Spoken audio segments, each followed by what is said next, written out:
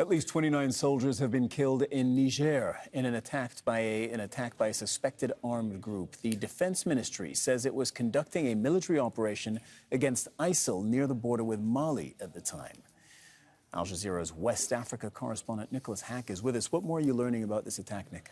Well, according to Niger's military, they describe this as that there was the involvement of external experts to this attack that involved 100 fighters, Cyril, all on motorcycles, launching attack on this group of special forces, part of the National Guard that were on patrol in the north of the country. A brazen attack, the deadliest attack since the coup in Niger. So there's 3 days of national mourning, and this is a blow to Niger's military junta, who had come to power with the promise to bring back security. Since they've come to power, has the security situation got better or worse?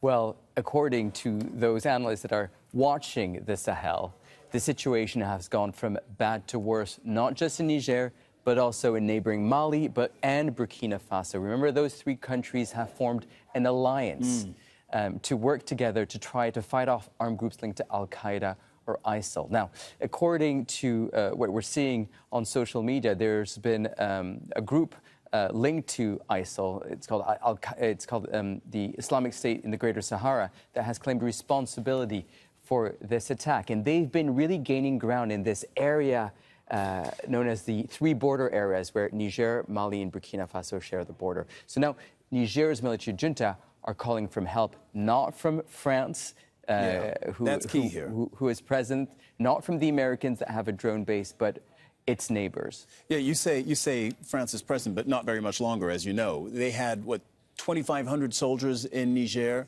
Those soldiers will be gone by the end of the year, as per the wishes of the junta. What's the bigger picture here? Because you had French forces, you still have American forces. They're all there to fight these armed groups in this great Sahel lawless region. And now the French are gone.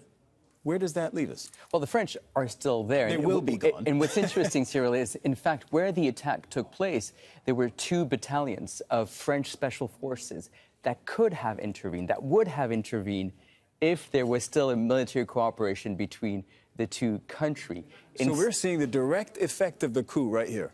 Exactly. And so instead of the Niger forces calling on this force that was just a few kilometers away, they're calling on the Malian forces that are hundreds of kilometers away across the border for help to try to tackle this growing and unfolding crisis that we're seeing in this area. And then there's this other actor that we need to consider, the Russian mercenaries from the Wagner Group. We're currently hearing there's a large convoy of 90 trucks, Cyril, of Malian forces with Russian mercenaries heading north towards the border of Niger.